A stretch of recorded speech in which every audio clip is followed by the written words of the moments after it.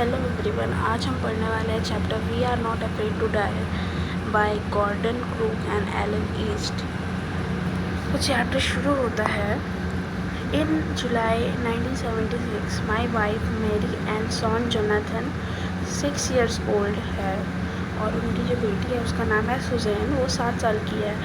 और वो लोग प्लाईमाउथ इंग्लैंड से to duplicate round and world voyage made of 2000 year earlier by captain James Crook.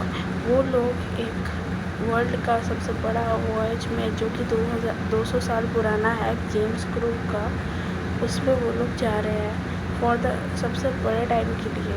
वो भी उसकी वाइफ जो ऑथर है उनकी वाइफ है Mary and I a 37 year old businessman had dreamt of sailing in wake of famous explorer।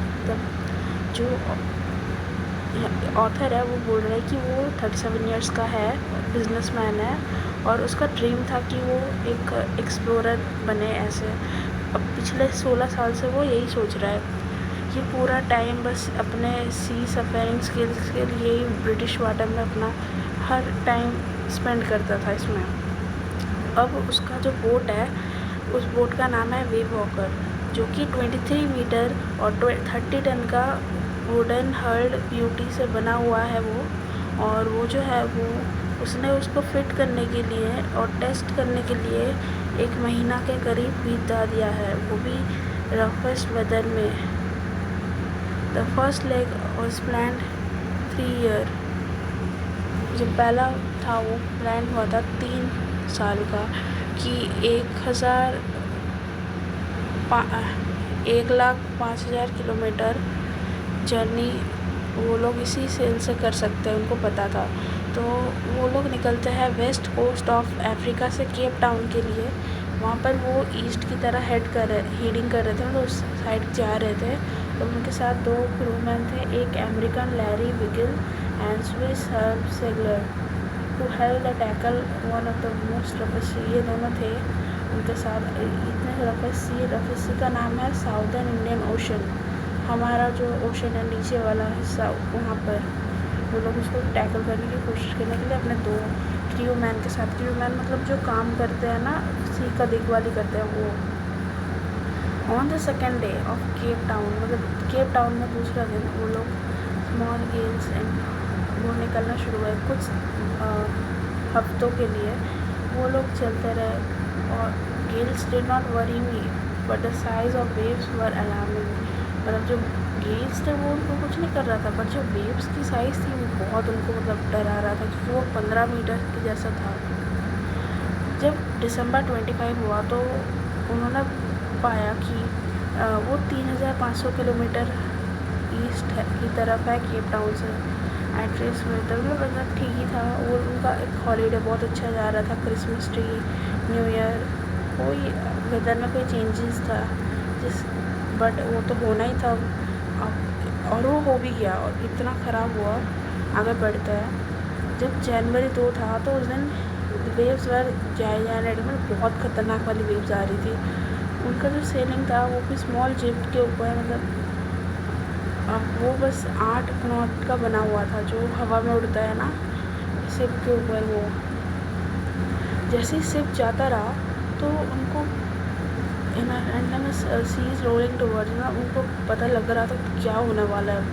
The screaming of wind, मतलब इतनी ठंडी ठंडी हवा आ रही थी, वो भी बहुत लग रही थी उनको, बस पेनफुल टू ईयर, उनके ईयर के लिए।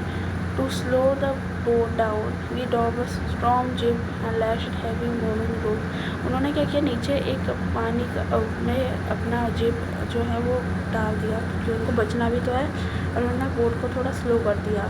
फिर वो लोग डबल लैश्ड की तरह वो lip wrap drill attach to life lines, oily skin और जैकेट पहन सब बैठ गए। पहला डिज़ास्टर आ गया था शाम के 6 बजे। एक साइलेंस के बीच में एक विंड आया और जो स्काई था वो एकदम ग्रे डार्क, मतलब बहुत ही ग्रे कलर का हो गया था ना वो, तो जैसे डार्क हो जाता है मतलब जब धूप नहीं आती और बारिश का माहौल होता है। उनको एकदम रोअर की तरह लगा। उनका जो क्लाउड था वो एकदम बहुत डरावना लग रहा था उन्हें। बट ऐसे ऐसे वेव आ रहे थे जो उन्होंने कभी पहले नहीं देखा।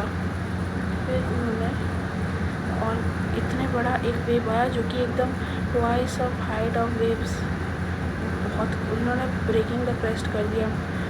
फिर धीरे धीरे वो थंडर आने लगी और वो जो होन्स था वो बहुत डरने लगा, सबको डरने लगा। मेरे को लगा कि ये ऑथर बोल रहा है कि ये शायद हम इसको पार कर देंगे, लेकिन वो इतना जोर से अचानक से एक एक्सप्लोजन हो गया स्ट्रोक ऑफ द डेक और एक torrent of green and white water broke over. एक अचानक से एक लेयर आके सीधा उनके शिप के ऊपर आ गई। उसका हेड एकदम व्हील में जाके टक से लगा और वो एकदम फ्लाइंग ओवर बोर्ड और sinking off below the waves. उसको पता लग रहा था कि अब वो डूबने जैसे लग रहा है।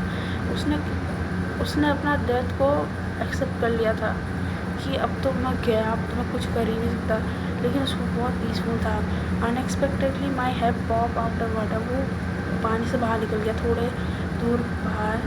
जो वेव वॉकर था उसका शिप था वो तो एकदम कैप्सिंग था, मतलब वो डूब ही रहा था एकदम। हर मास्ट और अबाउट माई लाइफ लाइन जब टॉट, उसने एक कॉर्ड रेल्स और लिया और जो वेव आकर के अंदर डाला।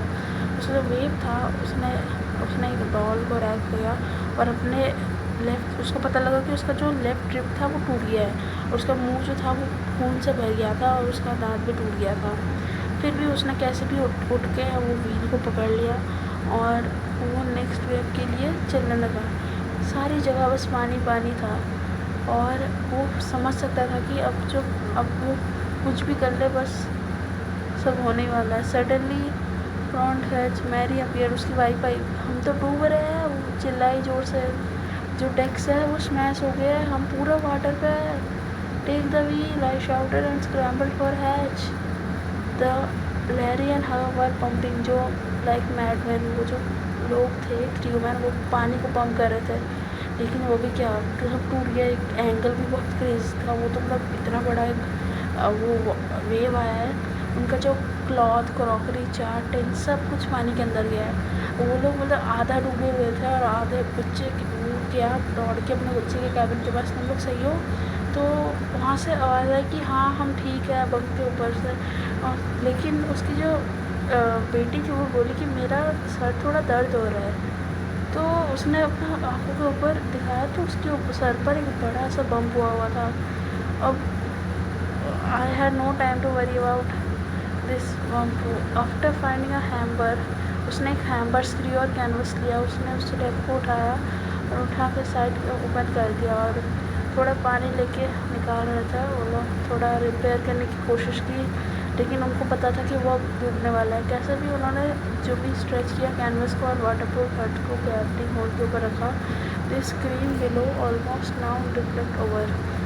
तो इतने ज़्यादा हैंड पंप भी जो था वो ब्लॉक होने लगा था, वो मतलब डूबने का एकदम वो कर रहा था। फिर अचानक से उसको याद आया जो ऑथर है कि उसके पास इलेक्ट्रिक पंप है 4 फ्लोर के नीचे। उसने उस पंप को निकाला और वो काम करने लगा। उस रात को वो लोग तो सारे दिन बस होल्ड रूटीन ऑफ पंपिंग, बस पानी, उनको पानी नहीं निकालेंगे तो वो गया।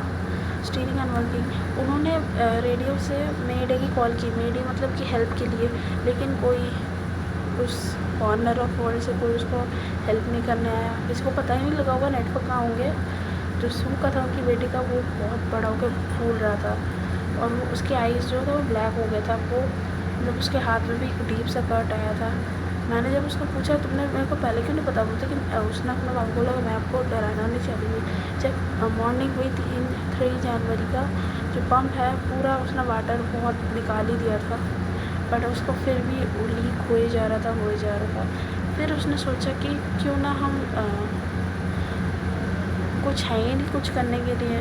अब वो एक्सपेक्ट फ्यू कपबोर्ड पार्टीशन से वो बचने के लिए हम वो तो कह रहे हैं कि वो 15 घंटे सर्वाइव किया है। वेव वॉकर इतना कुछ नहीं कर सकता है। अब ऑस्ट्रेलिया जाने के लिए उसने चेक किया, चार्ट और कैलकुलेट किया कि आसपास कोई आइसलैंड है या नहीं। तो उसने देखा कि दूर में 100 किलोमीटर दूर के ईस्ट में आयल एम्स्टरडैम बोल के एक आइसलैंड है, उसमें एक ओशन के पार है।